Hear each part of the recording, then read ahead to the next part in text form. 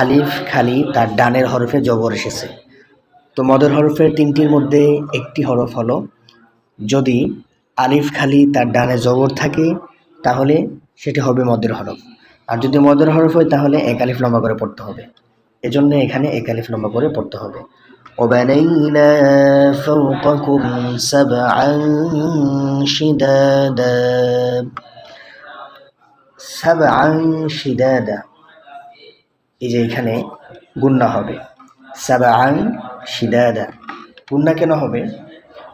আমরা জানি যে নুন সাকিন অথবা তানবিনের পরে যদি ইখফার হরফ আসে তাহলে সেখানে ইখফা গুন্না করতে হবে।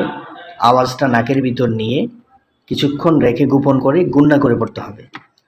তো সাবআন শিদাদা, নুন সাকিন অথবা তানবিনের পরে ইখফার হরফের মধ্য থেকে যদি একটি হরফ আসে, তো ইখফার হরফের মধ্য থেকে একটি হরফ হলো শিন। সাবআন আমরা দেখতে পাচ্ছি আইনের উপরে তানবিন এসেছে। এই যে দুই জবরকে তানবিন বলা হয়, দুই জবর দুই জের দুই পেশকে তানবিন বলা হয়। তো তানবিনের পরে শিন এসেছে, আমরা দেখতে পাচ্ছি এই যে শিন এসেছে। তানবিনের পরে শিন আসলে শিন যেহেতু ইখফার হরফ, সুতরাং এখানে ইখফা গুণা করতে হবে। সাবআন শিদাদা, শিদাদা দা, যে দুইটা দাল আছে এখানে আমরা দেখাচ্ছি, এখানের মধ্যে দুইটা দাল আছে। এই যে একটা দাল, এই যে একটা দাল, দুইটা, এই দুইটা দালের মধ্য থেকে দুইটি দালই লম্বা হবে এক আলিফ করে, এটা এবং এটা। এখন কেন লম্বা হবে প্রশ্ন আসতে পারে। লম্বা হওয়ার কারণ হলো আমরা দেখতে পাচ্ছি যে এই যে প্রথম যে দাল, এই দালের পরে দেখা যাচ্ছে আলিফ খালি। আলিফ খালি এবং তার ডান হরফের যদি জবর থাকে, আলিফ খালি তার ডান হরফে যদি কি থাকে, জবর থাকে, তাহলে সেটা মদের হরফ। আর যদি মদের হরফ হয় তাহলে এক আলিফ লম্বা করে পড়তে হবে, শিদাদা, এই জন্য দাল লম্বা হবে। এখন দ্বিতীয় দাল, এটা লম্বা হবে কেন? দ্বিতীয় দালটা লম্বা হবে কেন? দ্বিতীয় দাল লম্বা হওয়ার কারণ হলো যে এখানে এখানে ওয়াকফ করা হয়েছে। তো যদি দুই জবরের উপর ওয়াকফ করা হয়, যদি দুই জবরের উপর ওয়াকফ করা হয় তাহলে এক জবরকে রেখে আরেক জবর ফেলে দিয়ে এক আলিফ লম্বা করে ওয়াকফ করতে হবে। এটা হলো ওয়াকফের নিয়ম। যদি যে হরফের উপর ওয়াকফ করা হবে ওই হরফের উপর যদি দুই জবর থাকে তাহলে সেক্ষেত্রে ওই দুই জবর থেকে এক জবরকে ফেলে দিয়ে এক জবরকে বাকি রেখে এবং এক আলিফ লম্বা করে ওয়াকফ করতে হবে। তো সাবআন শিদাদা وجعلنا سراجا وهاجا।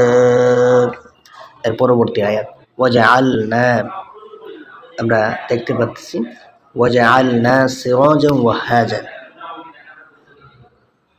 এখানের মধ্যে ওয়াজআলনা, এই নাটা লম্বা হবে, জাআলনার না এক আলিফ লম্বা হবে।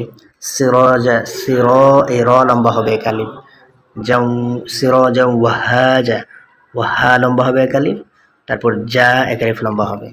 তো এই আয়াতের মধ্যে চারটি জায়গায় এক আলিফ লম্বা হবে। ওয়াজআলনা লম্বা হবে, তারপর সির, র লম্বা হবে, ওয়াহা লম্বা হবে, যা লম্বা হবে।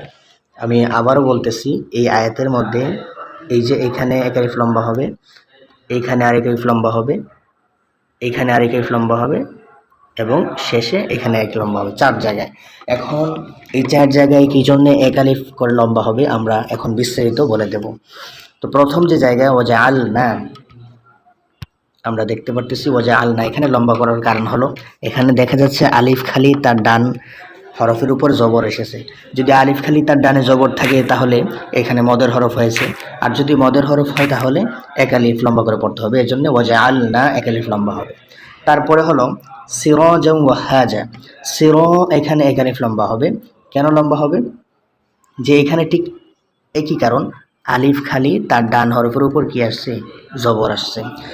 তো আলিফ খালি তার ডান হরফের জবর, এটা মদের হরফ, এজন্য সিরাজা ওয়াহাজা, এখানে এক আলিফ কি হবে, লম্বা হবে।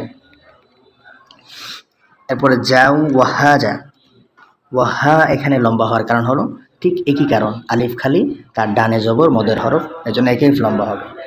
ওয়াজআলনা সিরাজা ওয়াহাজা, এখন বাকি রয়ে গেল যা লম্বা হবে কেন। তো আমরা এর আগের আয়াতে আমরা একটা নিয়ম পড়েছি যে যদি যে হরফের উপর থামা হবে ওয়াকফ করা হবে ওই হরফের উপর যদি দুই জবর থাকে তাহলে এখানে এক জবরকে ফেলে দিয়ে এক জবরকে বাকি রেখে এক আলিফ টেনে পড়তে হবে। এজন্যে এখানে এইভাবে পড়া হবে ওয়াজআলনা সিরাজাও ওয়াহাজা وأنزلنا من المعصرات ماء ثجاجا وأنزلنا من المعصرات ماء ثجاجا। এই আয়াতের মধ্যে আমরা দেখে নিই কোন কোন জায়গায় লম্বা হবে। এই আয়াতের মধ্যে ওয়াআনজালনা না এখানে এক আলিফ লম্বা হবে, মিনাল মুসির এই যে এখানে এক আলিফ লম্বা হবে, মা এখানে চার আলিফ লম্বা হবে, সাজ্জা এখানে এক আলিফ লম্বা হবে, তারপর যা এখানে এক আলিফ লম্বা হবে এবং ওয়াং এখানে কি হবে গুন্না হবে। এখন আমরা বিস্তারিত জানবো ওয়াং এখানে গুন্না হওয়ার কারণ কি। যদি নুন সাকিনের পরে ইকফার হরফ আসে তাহলে গুন্না হবে। ওয়াং যা এটা ইকফার হরফ আমরা জানি, এজন্য নুন সাকিনের পরে যা এসেছে ইকফার হরফ এসেছে, এজন্য গুন্না হবে। ওয়াংজালনা আনজালনা এখানে লম্বা হওয়ার কারণ কি। আনজালনা এখানে লম্বা হবে কারণ আলিফ খালি তার ডান হরফের উপর কি জবর এসেছে, আলিফ খালি তার ডান হরফের উপর জবর এসেছে, এজন্য ওয়াংজালনা মিনাল মুসিরাতি এখানে লম্বা হবে কেন, এই যে খারা জবরের কারণে। আমরা জানি খারা জবর খারাজের উল্টা বেশি কি হয় মদ হয়, আর যদি মদ হয় তাহলে এক আলিফ টেনে পড়তে হবে যে কোনো হরফের উপর। যদি এক খারা জবর হয় অথবা খারাজের হয় অথবা উল্টো পেশ হয় তাহলে এক আলিফ টেনে পড়তে হবে। এজন্য রার উপর যেহেতু খারা জবর এজন্য রাকে এক আলিফ টেনে পড়তে হবে। ওয়ানজালনা মিনাল মুসিরাতি মাআন, মা এখানে চার আলিফ লম্বা হবে কেন আমরা এটা জেনে নিই। আমরা দেখতে পারতেছি মদের হরফ আছে এখানে। মদের হরফ কোনটা, এই যে আলিফ খালি তার ডানে জবর মদের হরফ, এবং মদ একটি কায়দা আছে যে মদের হরফের পরে যদি একই শব্দে হামজা আসে, একই শব্দে কি আসে যদি হামজা আসে তাহলে এটা হলো মধ্যে মুত্তাসিল। মদের হরফের পরে যদি একই শব্দে হামজা আসে তাহলে এটাকে মধ্যে মুত্তাসিল বলে। আর যদি মধ্যে মুত্তাসিল হয় তাহলে এখানে কি হবে চার আলিফ টেনে পড়তে হবে, এজন্য মা এটাকে চার আলিফ টেনে পড়তে হবে। আচ্ছা, ওয়ানজালনা মিনাল মুসিরাতি মাআন সাজ্জাজা, এখানে গুন্না হবে কেন, আমরা জানি তানবিনের পরে সা এসেছে, সা এটা ইকফার হরফ। তো নুন সাকিন অথবা তানবিনের পরে যদি ইকফার হরফ আসে তাহলে এখানে ইকফা গুন্না হবে, এই জন্য মাআন গুন্না হবে। মাআন সাজ্জাজা, সাজ্জা লম্বা হবে, যা লম্বা হবে, দ্বিতীয়টা জিম লম্বা হবে।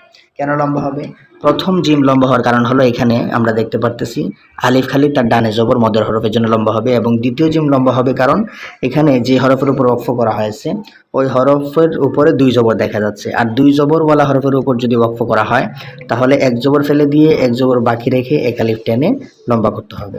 এজন্য আয়াতটি পড়তে হবে وأنزلنا من المعصرات ماء ثجاجا।